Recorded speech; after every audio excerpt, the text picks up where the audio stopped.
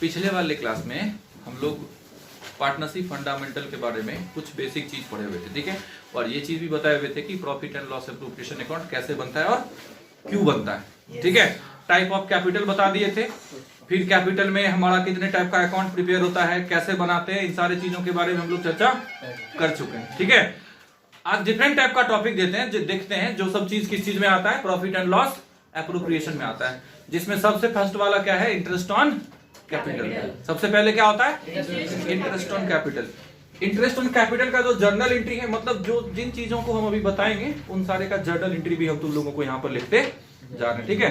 तो सबसे पहले हम लोग अभी पढ़ेंगे किस चीज के बारे में, इंटरेस्ट ऑन पार्टनर्स कैपिटल, यानी इसको कैसे कैलकुलेट करेंगे, इस चीज को देखना है, ठीक है।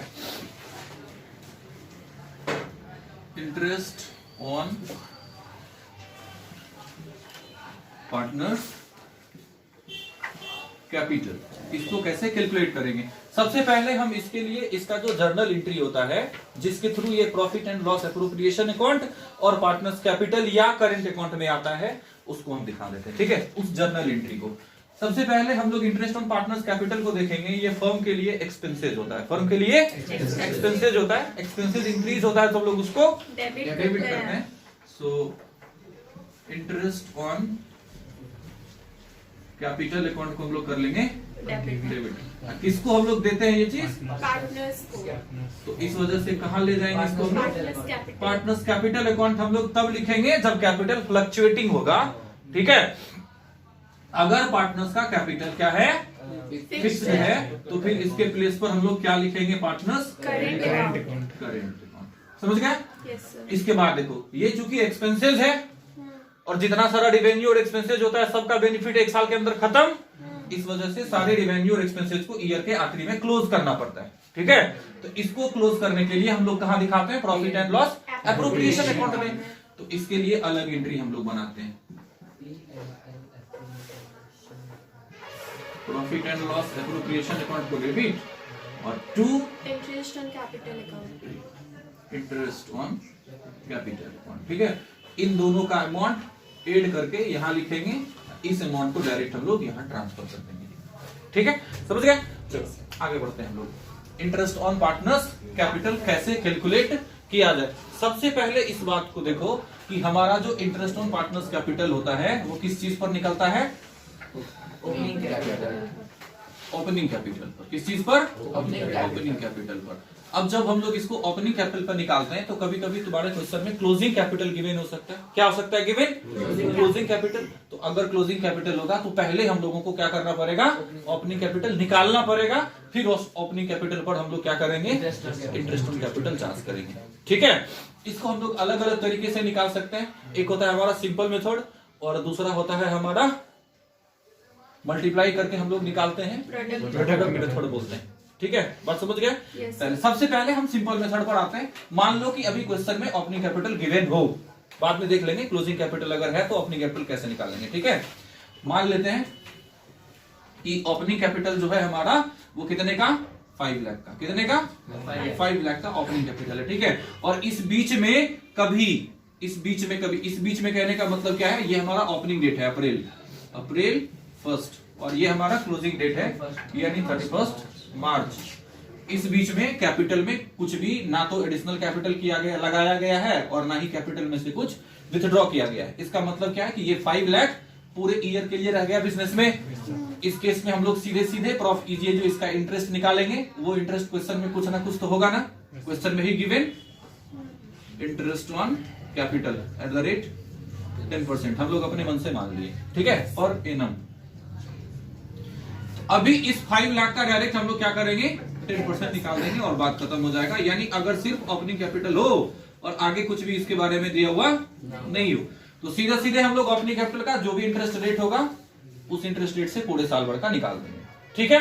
कभी कभी बीच में ऐसा होता है कि वो कुछ एडिशनल कैपिटल लगा दिया या फिर कैपिटल में से कुछ विथड्रॉ कर दिया, ऐसा हो सकता है क्वेश्चन में, ठीक है। अगर ऐसा है, मान लो कि ये डेट है अक्टूबर का 1, ठीक है। इस बीच में वो क्या किया, पहले उसका कितना था 5 लाख और वो 2 लाख रुपए का एडिशनल कैपिटल लगाया। क्या किया, 2 लाख का एडिशनल कैपिटल लगाया। एडिशनल कैपिटल के कारण कैपिटल क्या हो जाएगा, पहले के कंपेयर में अब बढ़ जाएगा। यानी पहले 6 मंथ अप्रैल से लेकर और 1 अक्टूबर तक, पहले 6 मंथ में उसका कैपिटल कितना है, 5 है, और अगले 6 मंथ में उसका कैपिटल कितना है, 5 और +2 यानी 7। ठीक है, अब हम लोग इसको दो तरीके से निकाल सकते हैं, चाहे तो प्रोडक्ट मेथड से और चाहे तो सिंपल वाले मेथड से। ठीक है, सिंपल वाले मेथड से करेंगे तो पहले 5 लाख का कितना निकालेंगे हम लोग, 10%, और कितने मंथ का, 6 मंथ का, ये कितना आ जाएगा 25,000।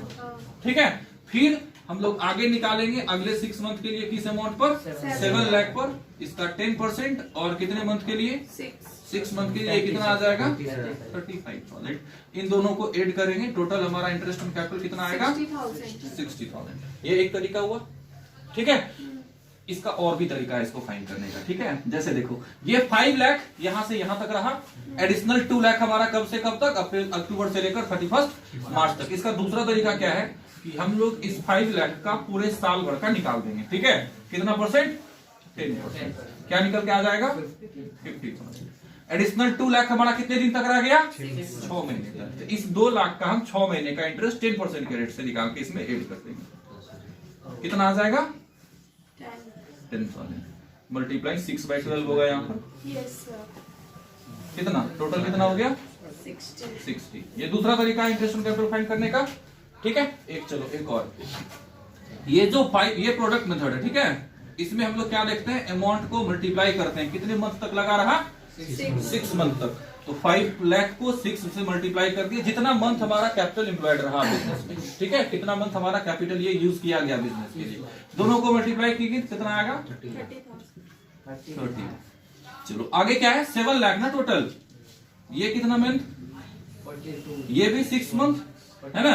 इन दोनों को मल्टीप्लाई करने से क्या आ गया 42 लाख। अब इन दोनों को हम लोग एक साथ ऐड कर लेंगे, कितना हो जाएगा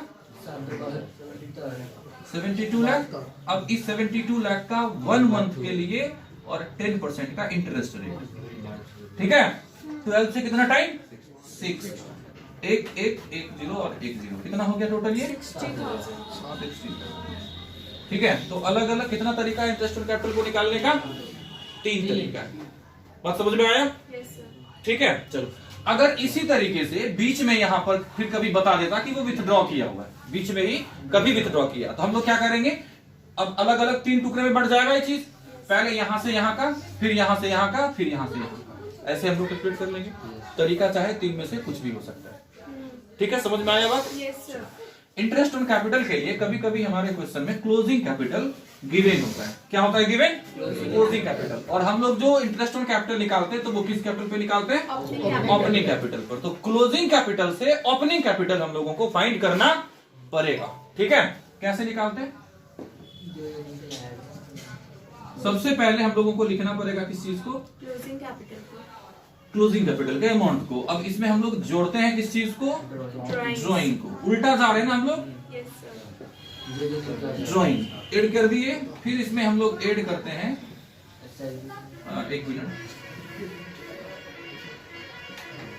विथड्रॉ फ्रॉम कैपिटल। ये दोनों चीज अलग अलग है। पहले भी बताए थे तुम लोगों को कि ड्राइंग 2 टाइप का होता है।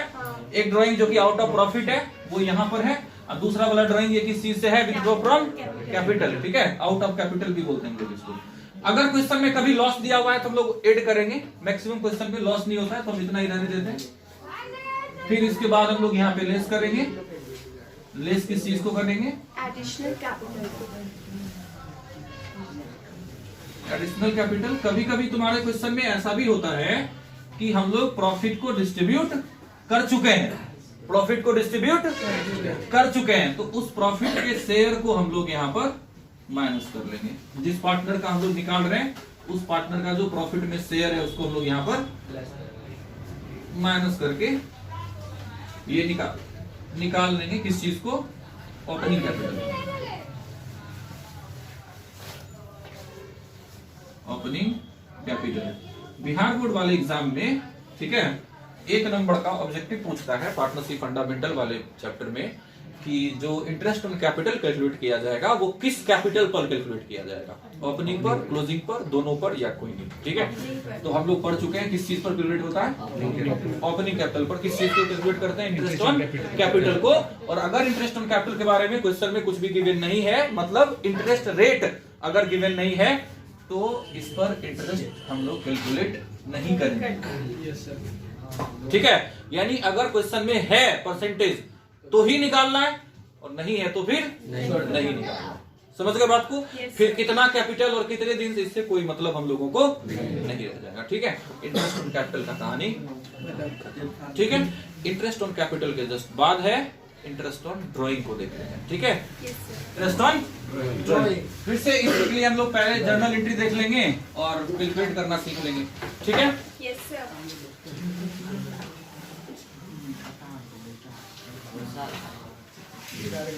Interest on drawing. ठीक है, इंटरेस्ट ऑन ड्राइंग फर्म के लिए रिवेन्यू होता है, ये 1 नंबर का ऑब्जेक्टिव है। ठीक है, कि इंटरेस्ट ऑन ड्राइंग जो है वो साझेदारों के आहरण फर्म के लिए क्या होते हैं, रिवेन्यू। ठीक है, या इनकम अगर लिखा हुआ है तो वो लिख दोगे तुम लोग। समझ गए बात को? कोई दिक्कत इसमें नो सर। नहीं ना? ठीक है, देखो जर्नल एंट्री इससे किससे related, journal entry interest on drawing से। ये क्या होता है इसको हम लोग देखते हैं। इंटरेस्ट ऑन ड्राइंग फर्म के लिए क्या था, रिवेन्यू। और हम लोग कलेक्ट किससे करते हैं, पार्टनर से। किससे लेते हैं, पार्टनर से। तो पार्टनर से लेने से पार्टनर का कैपिटल क्या हो जाएगा, कम हो जाएगा, घटेगा। कैपिटल घटता है तो हम लोग इसको डेबिट करते हैं। के लिए हम लोग पार्टनर्स कैपिटल लिखते हैं उस टाइम में जब कैपिटल फ्लक्चुएटिंग होगा। ठीक है, अगर कैपिटल फिक्स्ड है तो इसके जगह पे करेंट अकाउंट लिखेंगे। ठीक है, इसके बाद हम लोग अभी किस चीज को निकाल रहे थे, इंटरेस्ट ऑन ड्राइंग को हम लोग क्रेडिट जो करते हैं, इसका रीजन ये है कि ये रिवेन्यू है, रिवेन्यू इंक्रीज होता है तो क्रेडिट करते हैं। Yes sir. ठीक है, चलो ये एक एंट्री हुआ इसका। और इसी एंट्री के कारण तुम लोग देखोगे कैपिटल या करेंट अकाउंट के डेबिट वाले साइड में हम लोग इंटरेस्ट ऑन ड्राइंग को दिखाते हैं। ठीक है, अब चलो आगे।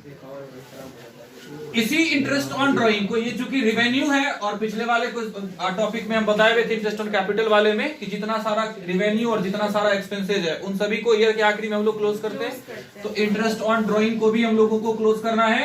इसको क्लोज करने के लिए प्रॉफिट एंड लॉस एप्रोप्रिएशन के क्रेडिट वाले साइड में हम लोग लिखते हैं, तो interest on drawing account debit to profit and loss appropriation account. हो गया एंट्री इसका खत्म। अब देखो इंटरेस्ट ऑन ड्राइंग के बारे में यहां भी एक ऑब्जेक्टिव निकलता है। ठीक है, दरअसल इस चैप्टर में ऑब्जेक्टिव है भी बहुत ज्यादा कि इंटरेस्ट ऑन ड्राइंग के बारे में अगर कुछ मतलब ये नहीं दिया हुआ है, वर्ष के दौरान अगर लिखा हुआ है, ड्यूरिंग द ईयर अगर लिखा हुआ है कि कोई पार्टनर जो है वो एक वर्ष के अंदर 10,000, 15,000 या 1 लाख या 10 लाख रुपए का ड्राइंग किया, तो इंटरेस्ट ऑन ड्राइंग हम लोग कितने मंथ के लिए कैलकुलेट करेंगे। अभी तो ये स्पेसिफाइड नहीं है ना, ये दिया हुआ नहीं है कि किस डेट को ड्राइंग किया गया है, तो इस केस में हम लोग पूरे 6 महीने के लिए इंटरेस्ट ऑन ड्राइंग को कैलकुलेट करते हैं। बस समझ में आया? क्या करेंगे, 6 मंथ के लिए हम लोग इंटरेस्ट ऑन ड्राइंग को कैलकुलेट करेंगे। अगर उसमें क्या नहीं दिया हुआ है, डेट नहीं दिया हुआ है कि किस डेट पर ड्राइंग किया।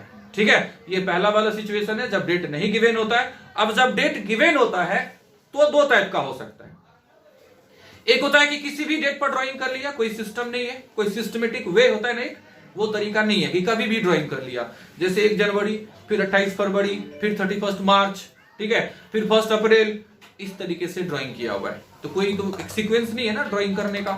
ठीक है, तो इस केस में हम लोगों के लिए ज्यादा बढ़िया होगा प्रोडक्ट मेथड। नहीं तो जितना टाइम ड्राइंग किया हुआ है उतना बार हम लोगों को निकालना पड़ेगा। इस केस में सबसे अच्छा कौन सा होगा मेथड, प्रोडक्ट मेथड। हम लोग देख लेंगे कि किस डेट को ड्राइंग किया और कितना ड्राइंग किया, जिस डेट को ड्राइंग किया उस डेट से लेकर ईयर खत्म होने में कितना मंथ बाकी है।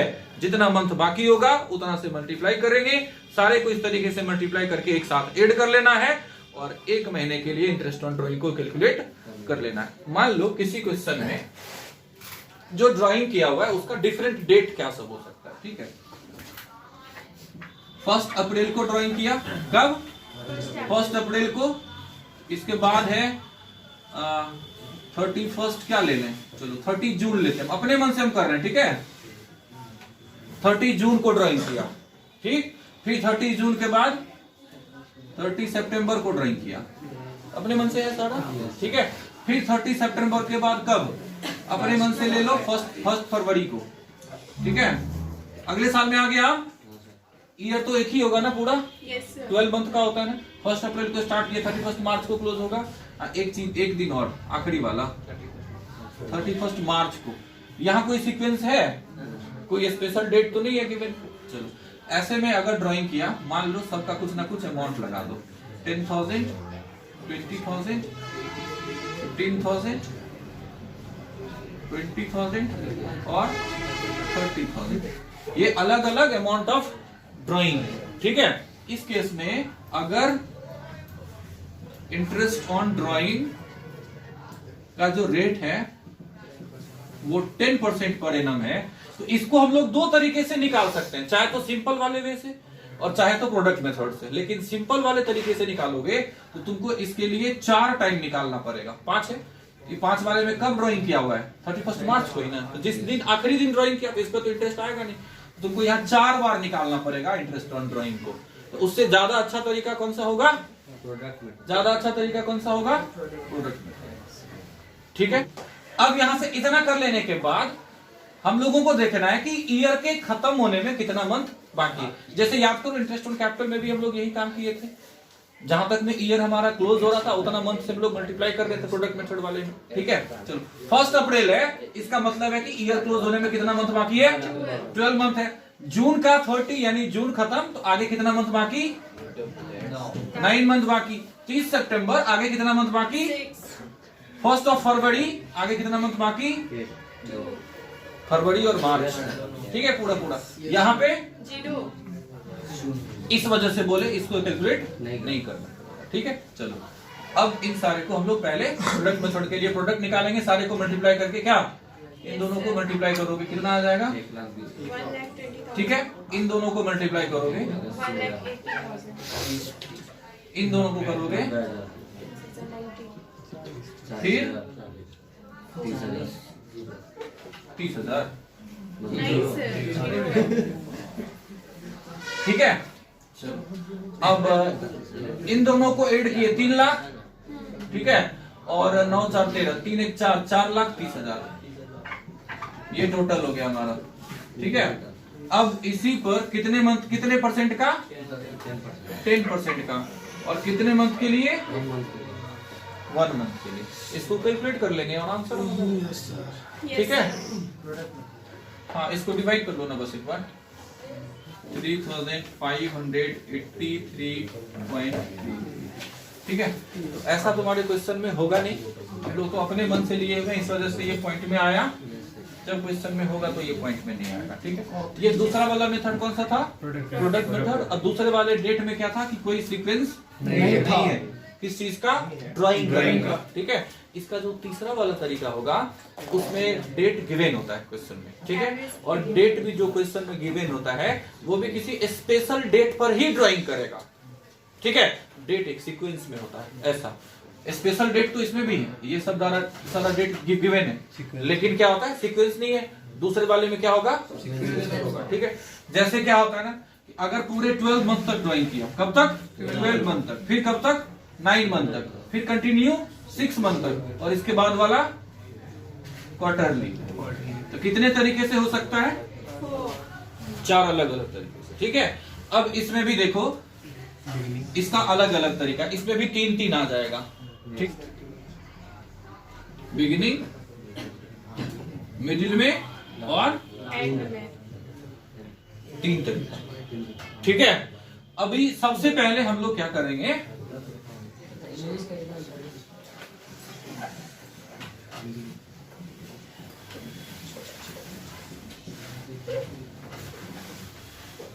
month left after first drawing plus month left after last drawing, इन सारे को डिवाइड करेंगे किस चीज से, हम लोग 2 से, ठीक है, तो इस तरीके से हमारा क्या निकलेगा, एवरेज पीरियड, और इसी एवरेज पीरियड के बेस से बिगिनिंग, मिडिल और इनका क्या निकल जाएगा, इंटरेस्ट, ये सॉरी एवरेज पीरियड, और एवरेज पीरियड लगा के हम लोग क्या निकाल सकते हैं, इंटरेस्ट ऑन ड्राइंग। अब इंटरेस्ट ऑन ड्राइंग का क्या फॉर्मूला हो जाएगा,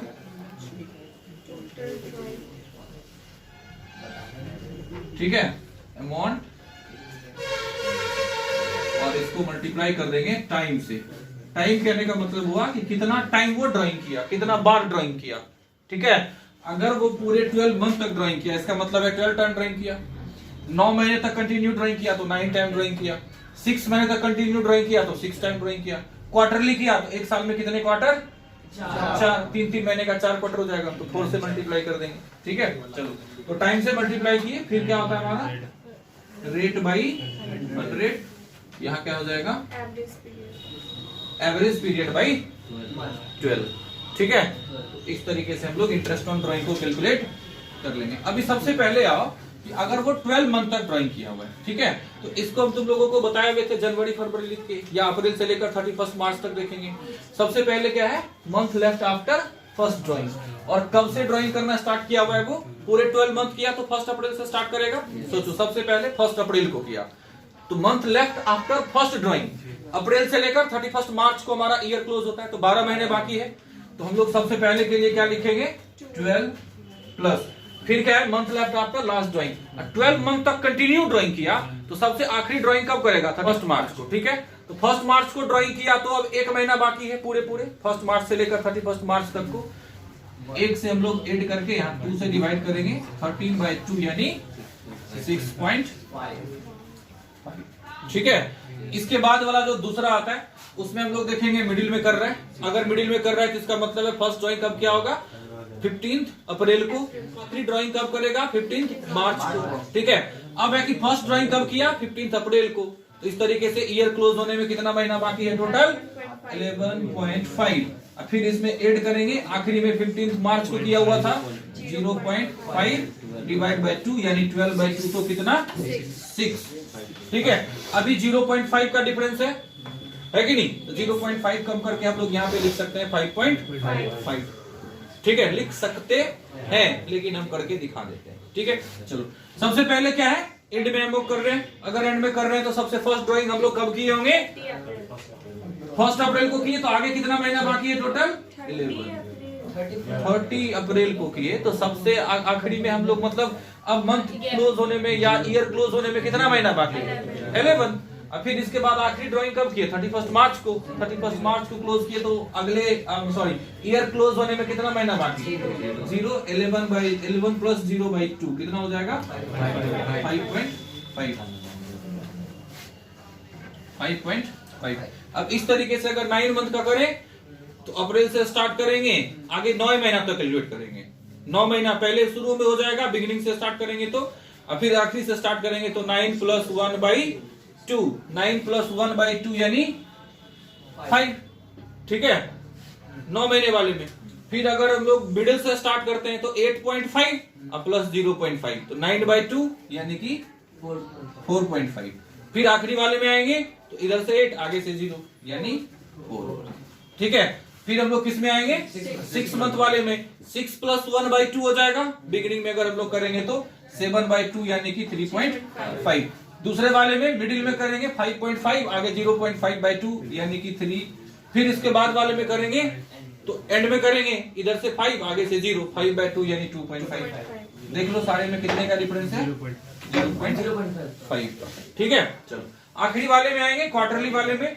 फर्स्ट क्वार्टर के शुरू में करेंगे तो 12, और फिर आखिरी क्वार्टर के शुरू में किए तो यानी 3, यानी 12 + 3 यानी 15, 15/2 यानी 7.5, ठीक है। फिर अगर मिडिल में करेंगे तो इसका मतलब है कि अप्रैल के बाद मई में किए हुए हैं, मई के कब 15 को, मई के 15 को। अब फिर उधर आगे हम लोग कब किए हुए हैं, फरवरी के 15 को। इसका मतलब है सबसे पहले ड्राइंग के बाद कितना महीना बाकी होगा, 10.5। 12 में से 1.5 महीना गुजरने के बाद हम लोग ड्राइंग किए हुए तो 10.5। फिर अगले वाले में 1.5 यानी कि 10.5 और प्लस 1.5 यानी 12 पूरे हो जाएगा। 12/2 यानी 6। कितने का डिफरेंस देख रहे हो यहाँ पे, 1.5 का। हम लोग चाहें तो इससे 1.5 डायरेक्ट माइनस करके लिख सकते हैं कितना, 4.5 ऐसे कैलकुलेट कर लेते हैं। सबसे फर्स्ट ड्राइंग कब किया हुआ है? 30 जून को। 30 जून से आगे देखेंगे कितना महीना बाकी होता है। 1 अप्रैल को हमारा स्टार्ट हुआ है तो 30 जून होगा। अब 30 जून होगा तो फिर 9 मंथ आगे, फिर 0, 9 + 0 डिवाइड बाय 2 यानी कि 4.5। तो इस तरीके से हमारा क्या निकलेगा? Average period. ठीक है, किसी एक में हम लोग मान के अभी निकाल लेते हैं। ठीक है, एक क्वेश्चन हम लोग यहाँ पे देख लेते हैं कि वो 10,000 का ड्राइंग किया हुआ है। कितने का? 10,000 का, पूरे 12 मंथ तक और हर एक मंथ के बिगिनिंग में। ठीक है, इंटरेस्ट रेट है कितना परसेंट? 10%। हम लोग कैसे निकालेंगे? सबसे पहले अमाउंट वो कितना ड्राइंग किया हुआ है, 10,000 कितना टाइम ड्राइंग किया, 12 12 ड्राइंग किया। इसके बाद रेट ऑफ इंटरेस्ट कितना था अभी? 10 डिवाइड बाई 100। इसके बाद फिर एवरेज पीरियड हमारा क्या है? 6.5 डिवाइड बाई 12। ठीक है, ये 12 और 12 कैंसिल, 0 0 फिर 0 0 कैंसिल, पॉइंट हटाए तो 0 आया, फिर इस 0 को हम लोग काट लेंगे। ठीक है, 65 × 100 यानी कि 6500। ये हमारा क्या निकला? Interest on drawing. अब इस इंटरेस्ट ऑन ड्राइंग को हम लोग कहाँ लिख देंगे? प्रॉफिट एंड लॉस एप्रोप्रिएशन के क्रेडिट वाले साइड में और कैपिटल या करेंट अकाउंट के डेबिट वाले साइड में। ठीक है, पहले अभी देख लेना है किस चीज को? Interest on loan. ठीक है, इंटरेस्ट ऑन लोन का जर्नल एंट्री होता है। जर्नल एंट्री ये है कि इंटरेस्ट ऑन लोन हमारे लिए हमारा एक्सपेंसेस होता है। ठीक है, तो इंटरेस्ट ऑन लोन हम लोग डेबिट करेंगे टू पार्टनर्स, लोन अकाउंट या लोन बाय पार्टनर्स। ठीक है, इसके बाद हम लोग इसी इंटरेस्ट ऑन लोन को ट्रांसफर करते हैं कहां पर? प्रॉफिट एंड लॉस अकाउंट में। तो इसका भी जर्नल एंट्री होता है हमारा। क्या होता है जर्नल एंट्री? क्या है भाई?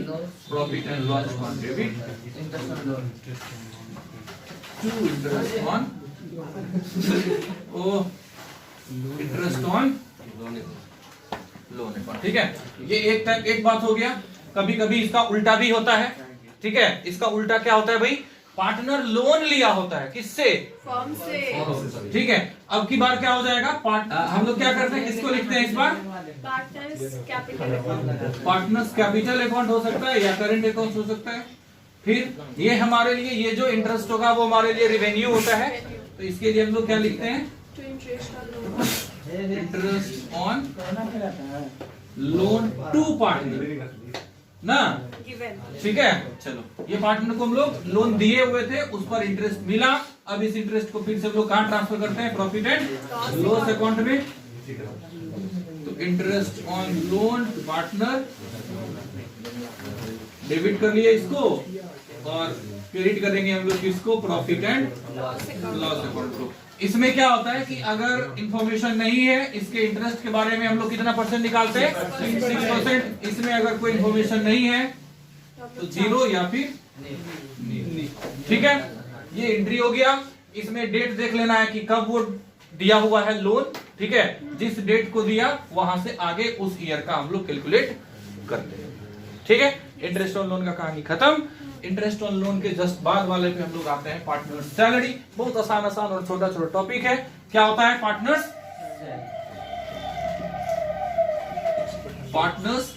सैलरी? पार्टनर्स सैलरी वाले में क्या है कि कभी कभी तुम्हारे क्वेश्चन में लिखेगा कि उसको एनुअली मिलता है। किसी पार्टनर को क्या मिलता है? एनुअली मिलता है, यानी पर एनम लिखा रहेगा कि उसका सैलरी कितना है? 1 लाख पर एनम। ठीक है, अगर ऐसा है तो बहुत ही आसानी से हम लोग इसको क्या कर देंगे?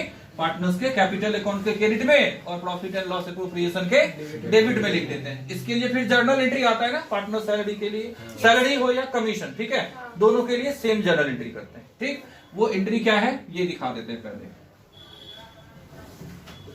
पार्टनर्स सैलरी या कमीशन, इन दोनों में से किसी को जो भी है इसको डेबिट कर लेंगे और दे किसको रहे हम लोग?